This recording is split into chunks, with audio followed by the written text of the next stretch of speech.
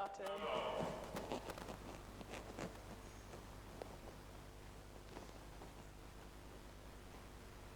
Some of you may have noticed we haven't had a reading. Fear not. I'm doing something a little different this week. I'm going to bring you Florileguli. Everyone say, Florileguli. Well, there's a lot more audience participation in this preach, so you are going to have to get a lot better. Florileguli. Oh my gosh. Come on, people. I know it's warm. I need to move on. Florileguli. Fantastic. That is a 5th century biblical practice. So this has been something that Christians have been doing for about 1,500, 1,600 years. And I did it as part of this preach. Florileguli literally means looking for the sparkles or the sparklets in a biblical passage. You sit there and you go, Lord, what are you saying to me today? And this is often for big, chunky passages in the Old Testament where you look at it and you go, oh, okay. And it's not a case of picking and choosing what God's saying. Please hear my heart on that. That is not what Florileguli is. Florileguli says, today, God, what do you want to say to me through this passage? And you read it and you take note of the things that really jump out to you, things that sparkle. And then you write just those bit out and read it almost like a poem. And you think, right, that is what God's saying to me. Deuteronomy 5 and 6 is our passage for today. There's a lot in there. Anyone who did their reading this morning, brownie points for you. There's a lot. And so I've done a bit of Florileguli to pick out bits that have really sparkled at me, and I'm going to kind of unpack where we're going. Is everyone with me? For the 4 of you that are with me, let's roll. Everyone else, take a nap. So this is the Florileguli that sparkled to me from Deuteronomy 5 and 6. It was not with our ancestors that the Lord made this covenant, but with us, with all of us who are alive here today. The Lord heard you. The Lord said, I have heard what this people said. Everything they said was good. Oh, that their hearts would be inclined to fear me and keep all my commands always, so that it might go well with them and their children forever. So be careful to do what the Lord your God has commanded you. Do not turn aside to the right or to the left.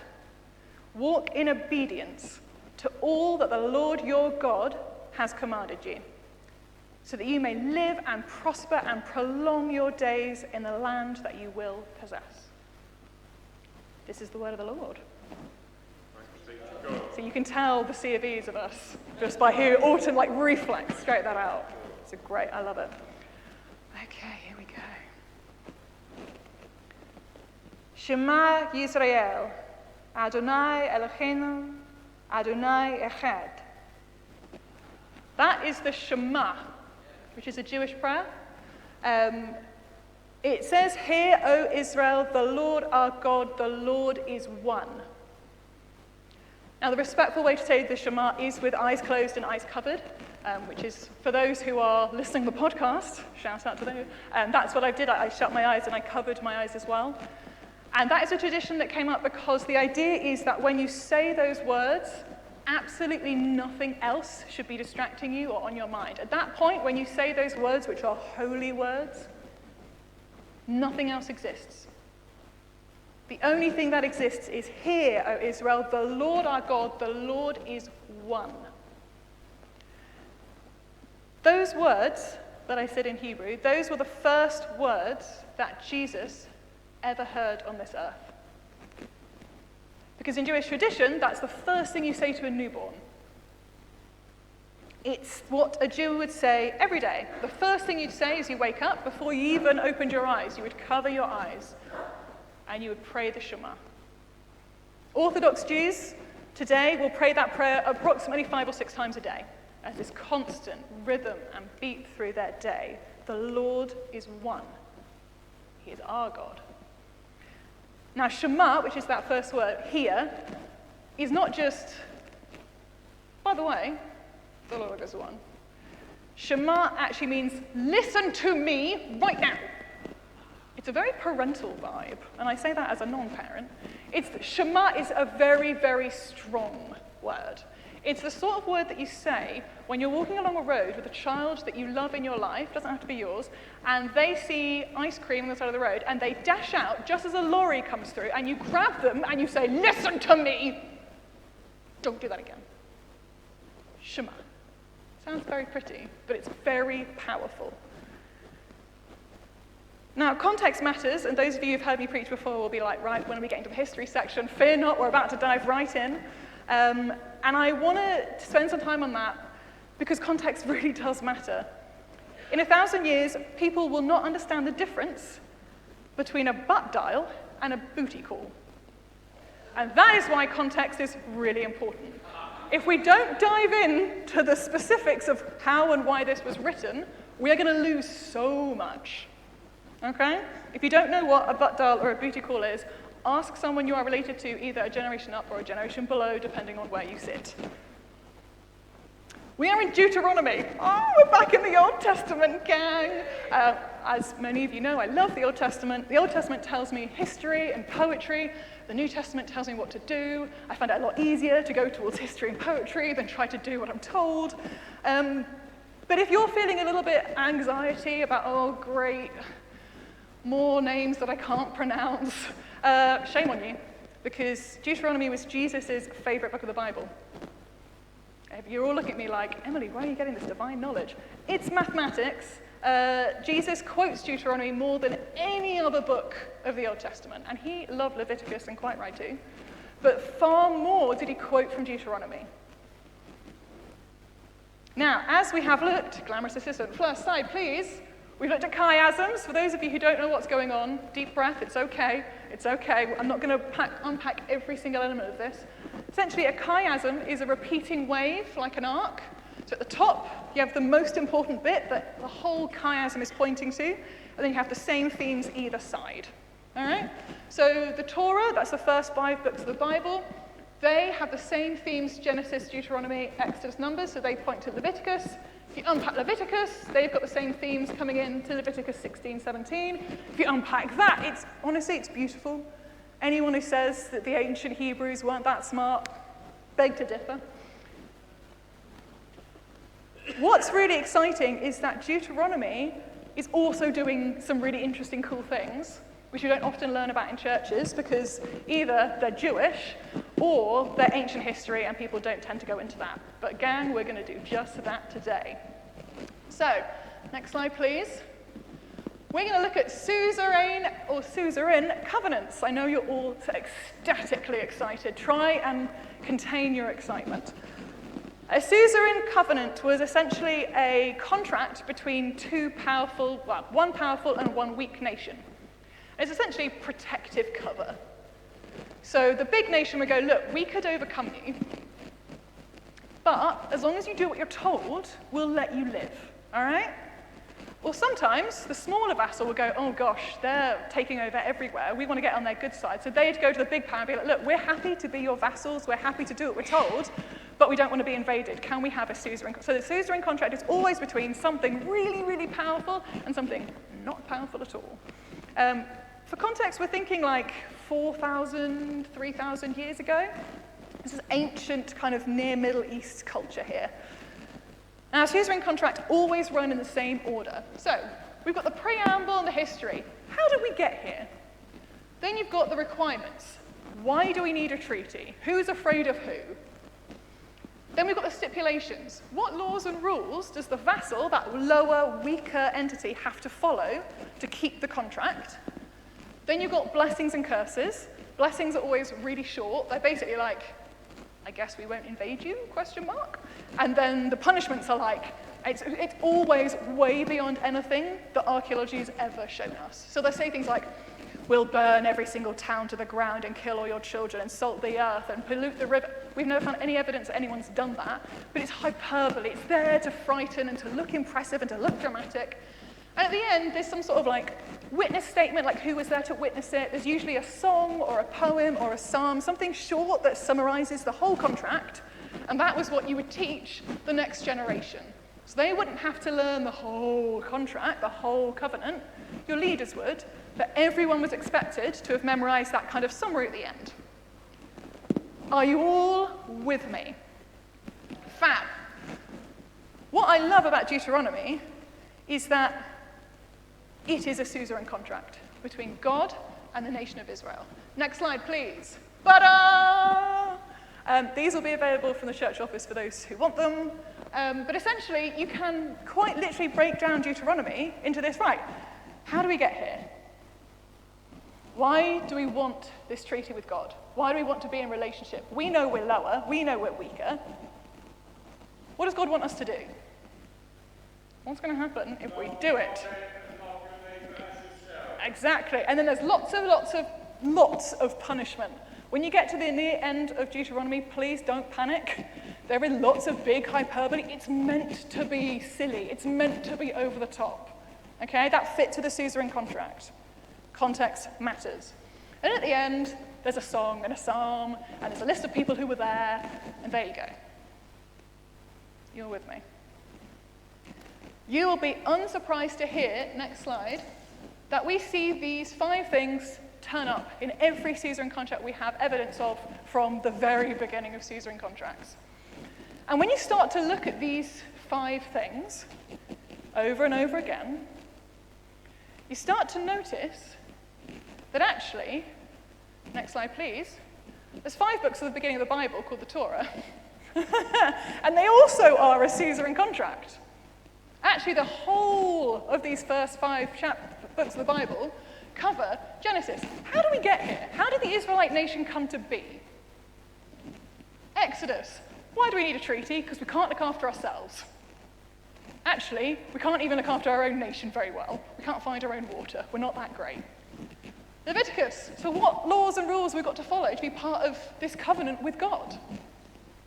Numbers. Lots of blessings and pains in Numbers. Lots of evidence of what happens if it goes well and what happens if it doesn't. And Deuteronomy is this overarching, right, we are the witnesses. This is how we're going forward. From now on, this is what we'll remember. It's just so cool, guys. And you don't look anywhere near as excited as I am. So upsetting. I guess what I'm trying to say here is that God is doing something really, really clever here that we often don't notice. And so I kind of wanted to, before we go a bit deeper, I wanted to kind of look at this top level. God is not dumb, and neither were the Israelites. All right, they had just as rich and intelligent life within themselves 4,000 years ago as we do now. What they were doing at the time was trying to make, this is not a planned bit, gang. I don't know what's happening.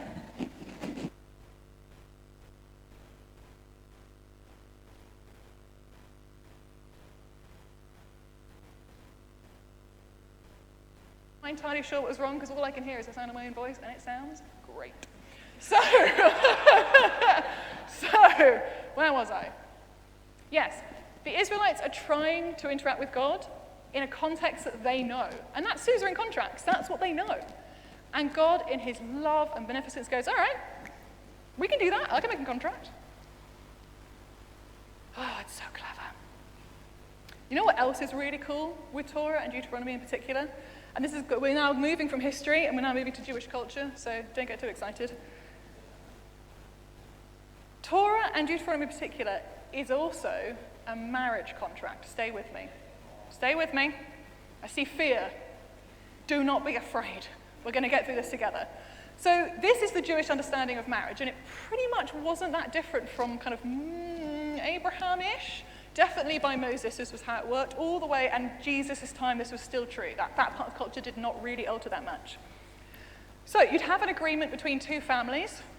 Sorry, gang, love matches are not the typical one here. And essentially, the young man who was going to get married would approach the woman's family and give some sort of gift, not a ring, but something. It's called a deposit. You'll spot that in the New Testament. Keep an eye out. You make an agreement, and then he would leave. Sounds a bit odd.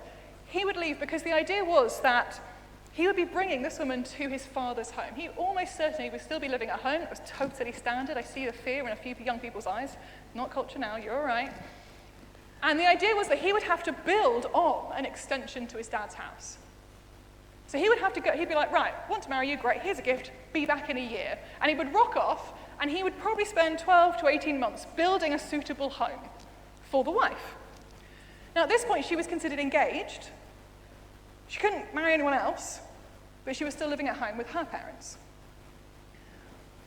When the groom's home was ready, and that could be any time, he would then appear. So when you see all these parables about the bridegroom could appear at any point, I always thought, do they not send out save the dates? Come on, people, get a move on. Like, how can you not know when he's turning up? I was 45 minutes late to my wedding, but at least I was on the right day. Come on. But actually, this was really typical of Jewish culture. You didn't know when the groom was going to be ready, because the bride's father would have to come and look and go, yeah, that's an acceptable home for my daughter. And even then, he might have a party with his family before he turns up and claims his bride.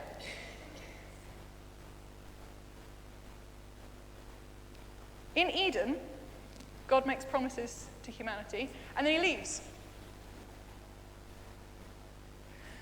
And when he comes back, promises are broken. In Exodus and Leviticus, God gives instruction at Sinai, and then he seems to go away. His presence seems to disappear, and the Israelites build a home. It's almost like there's a theme here. And then God returns and says, right, Deuteronomy, off we go. Claim my bride. Jesus leaves a deposit with us. And he says, in my Father's house there are many rooms. I go to prepare a place for you.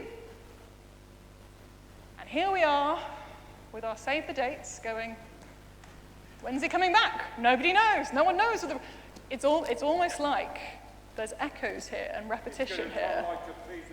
He is. Deuteronomy is about welcoming back the groom to the Israelites to go forward, to live out that family, live out that mission, be connected. Oh, okay, are we all good? We're all good. Okay, now we're going to start diving into Deuteronomy itself, and most particularly chapters 5 and 6. The call of Deuteronomy is remember. It is a word you will see over and over and over and over. And once you it's all sort of things like, oh, look for green cars, and you all of a sudden, all you can see is green cars. Remember your story. At this point, we have Israelites who never lived in Egypt. That generation is gone. We now have a new generation. And yet the call on them is to remember where they've come from, to remember what God has done for them, to remember God's laws. What they learnt in the desert can't stay in the desert. Those lessons have to go with them. Those hard times, unfortunately, have to go with us. And that hurts me just as much as it hurts you. Now, in Deuteronomy, the word remember that we have in English is zakar. Say with me, zakar. Oh, you can say that, but you can't say florileguli. Zakar literally means call to mind, and it's a very, very specific meaning in Jewish culture. There's 14 references to Zakar in Deuteronomy, that's 7 and 7. Jewish numerology was really powerful. People loved that. 7 is the number of completion. It's complete and it's complete. Small note. The Hebrew language doesn't have comparisons in the same way that the English language does. So we have like far, farther, farthest. Or we have like yellow, yellower, yellowest. And that way we can show gradations and comparison. Jewish language doesn't have that. So what they do is repetition. Just things yellow, it's yellow, yellow, or it's yellow, yellow, yellow. It's far, or it's far, far, or it's far, far, far. So when in the Bible you see holy, holy, holy, that's a direct translation to the holiest thing you could ever imagine. So when we see 7 and 7, it's complete, it's completer. Deuteronomy is completer than what's gone before. Because God's come back and we've made a home for him and he's dwelling with us. But Zakar isn't just, oh yeah, I remember that. Zakar actually has a really, really complicated meaning in the Jewish language because it specifically means to use your hands and feet and lips to do something that helps you remember. That's a lot to pack into one word of 2 syllables. So I'm just going to repeat that. Zakar means to use your hands and feet and lips to do something that helps you remember. Without the action, through Zakar, when you talk about Zakar, you're not remembering. If you don't do something because you've remembered, you've not Zakar'd. So when you read the Old Testament and you read, God remembered Noah and pulled back the floods, that's zakar. God zakared. God remembered the Israelites in Babylon and did something about it. God remembered Leah and gave her children. It's not just, oh, I remember that. Without the action, the remembering doesn't happen. Now you'll see quite often in Deuteronomy there also forget. Do not forget. Do not forget. And this word is much more about like withering or ceasing to care. The Jewish language is very image-driven, and it's the image of a plant that you've forgotten to water, and it just gets lower and lower and sadder and sadder. It's a bit like when you say you're going to go to the gym, and then every week you're like, no, I forgot to go to the gym this week. Okay. There are 9 references to this word, which is the Trinity and the Trinity and the Trinity. I like to spot these things. I think they're quite cool. And you do see repetition throughout Deuteronomy, and it's quite easy to be lulled by it. It's a bit like Numbers. You feel like you've read the same passage, and you go, is this? No, it is a different one. And one of those phrases that comes up over and over and over again, and it's going to depend on your translation a little bit, alien, orphan, and widow, or foreigner, fatherless, and widow. Could just describe all 3 of those states as survivor. Someone who was in a bad place and came desperately to your country looking for safety, or someone who has lost parents and is still managing to keep going, still managing to find a place in society, scrabbling on by the scrape of their teeth. A widow, someone who has no legal recourse, no protection, no legal ability to earn their own living, no legal access to their own home because it would have gone to children. These are people who are surviving, and Deuteronomy calls us to care for them. I do like that we're talking about the fatherless on Father's Day, because there are plenty of people who may have fathers living but actually don't have that support. The laws that you're going to read in Deuteronomy, especially Deuteronomy 5 and 6, are not random laws. They are about mission. They are about doing what God wants in the world because we remember God's love and then we do something. And if we don't do something, we're not remembering God's love. That's a hard word, and I'm saying it very much to myself out loud, and you just happen to be here. Because Jesus is the living embodiment of the Torah. We're told that he is the Word made flesh. And we see in Genesis 1, at the very beginning, the Trinity, the Spirit hovering over the waters. God said, and then there was the Word. There you go, Trinity.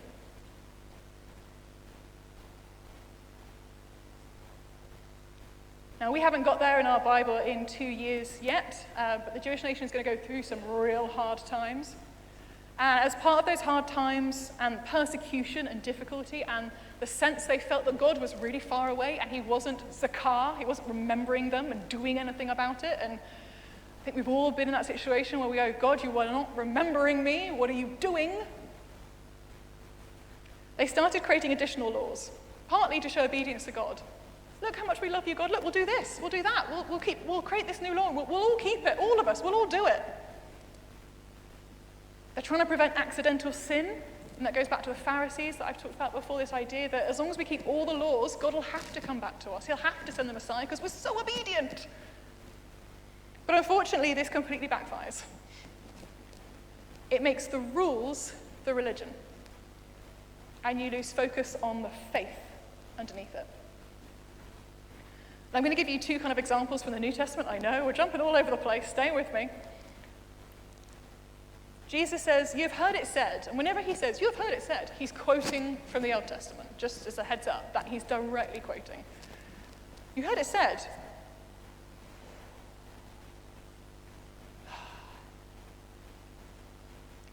Sorry, it's so many interesting things. I'm having to dart about because I don't have time to do everything.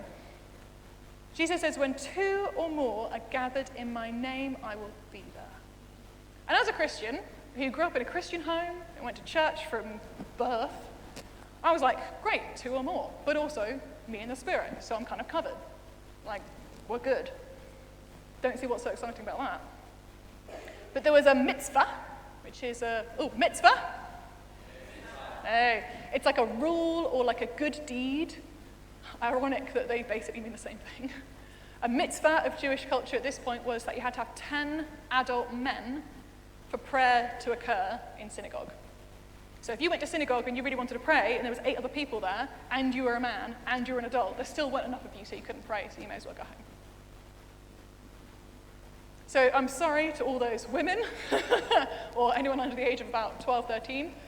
You don't even count in that minyan, that group. But Jesus lived during a time where if there weren't 10 or more men, you could not pray. Jesus goes, 2 or more is fine. Because that rule, that 10 or more, came from a really complicated interpretation of when Abraham is trying to protect Lot in Sodom and Gomorrah. That's where the number 10 comes from. It's not actually what God says. It's not actually a rule. It's not actually a law. But it was one of those complicated rules that the Jewish nation created during exile to try and show their devotion to God. But it wasn't what God wanted. And so Jesus pulls us back to Torah. He pulls us back to Deuteronomy. What does God actually want? He wants our hearts. He wants us to love him with all our heart, strength, mind, soul. He doesn't sit there with a checklist going, sorry, there's only 8 of you. Another great example of how Jesus is trying to bring us back to that initial word of the Lord. There's a story of the woman who's divorced 5 times. It's not a story I loved as a young person. It's not a story I loved for quite a while because it seems so harsh.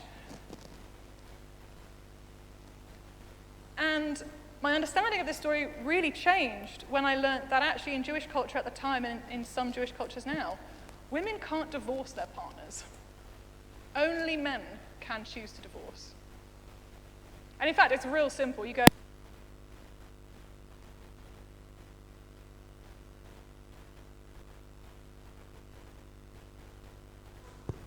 excellent. Yes. So women couldn't get divorced. A man could go, I'm married to you, write it on a piece of paper, and get a priest at the synagogue to sign it or stamp it. And if he told her 3 times, I don't be married to you, I don't be married to you, that was it, they're divorced. And she was then without home, without family, without financial support, without social protection. Anyone could do anything to her, and no one would protect her. So when we see the woman who's been divorced 5 times, it's so easy, depending on the church tradition you were raised in or no tradition at all, to go, oh my gosh, she has not got it together. She's been abandoned 5 times. She's been forced out of a family 5 times. And Jesus is looking at her going, that is not the plan. The law wasn't to allow really easy divorces when you got tired of someone. That's not what the law was.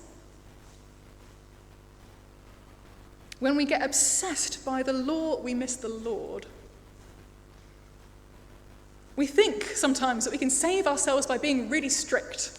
And I've definitely had periods of that in my life, and I'm sure I will go through more again, because I like routine. I like feeling like if I do things in the right order, then I'll be blessed.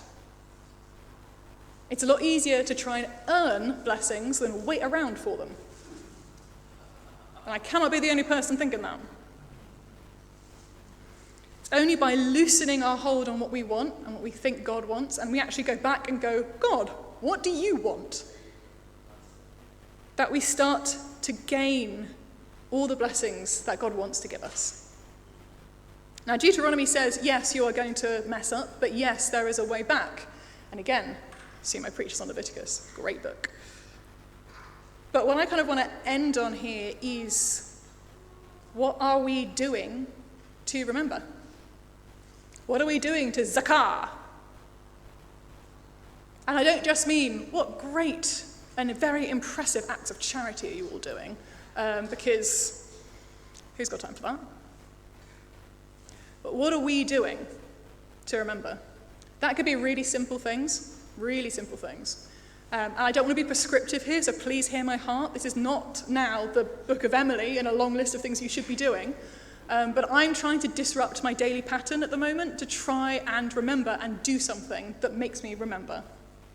So I am now saying the Shema every day because it breaks my rhythm and it makes me stop and it makes me think about God. And there's a physicality to it. My hands, my lips, my heart has to move. I know friends who kneel at the bed to pray before they go to bed at night, which is not something they were ever raised in. And it's not that makes their prayers holier, and they might not do it forever, but the moment it's a way to disrupt and to force them to stop and slow down and do something physical with their bodies that makes them think and remember God. For some people, for some of us, it might be changing habits that actually are hurting us. Eating too much the wrong thing, drinking too much, smoking too much, not exercise, not treating our bodies well. It might be that actually we spend a lot of time with people who harm us, who think they love us but actually aren't doing us well. It might be we choose to reach out to people that we know are lonely. It might be that actually we don't hide away our faith at work, but we just chat about it as if it's normal, because it is. It might be that we do something slightly different, like we change something about the ways we dress. We try and dress more sustainably. It might be that we walk more. None of these things are holy. Let's be really clear. But they are all ways for us to disrupt our day and remember, zakar, to do something. And yeah, it might be to go out and do something and really impress for charity. And if you do, excellent. God loves the poor and the weak in spirit and those who are struggling, and he wants us to be doing those things. But that is one facet. He loves a trier. He loves a trier. Thank goodness, because otherwise I would not be allowed to stand up here. In communion, Jesus says, whenever you meet, do this in remembrance of me. Because he understood that zakar meant doing something. Even if it's just pausing before a meal and giving thanks, you are zakar. You are remembering. You're doing something. So I kind of want to end with another florileguli that I picked out from Deuteronomy 5 and 6. I really want you to take it as a blessing upon you, upon us. I also want you to spot the zakar, the remembrance in action. Just think of something. It doesn't have to be impressive. Mine certainly isn't. I don't have time for that. Do something. Love the Lord your God with all your heart and with all your soul and with all your strength. Love it. These commandments that I give to you today are to be on your hearts. Impress them on your children. Talk about them when you sit at home, when you walk along the road, when you lie down, when you get up. Tie them as symbols on your hands. Bind them on your foreheads. Write them on the door frames of your houses and on your gates. Do what is right and good in the Lord's sight, so that it may go well with you, and you may go and take over the land that God has promised. In the future, when someone asks you, what is the meaning of the stipulations, decrees, and laws the Lord our God has commanded you? Tell them, we were slaves to sin and to the world. But the Lord brought us out of the world and into his kingdom with a mighty hand. The Lord commanded us to obey all these decrees and to fear the Lord our God, so we may always prosper and live full lives, as is the case today. And if we are careful to obey all this law before the Lord our God and love him as he commanded us, that will be our righteousness.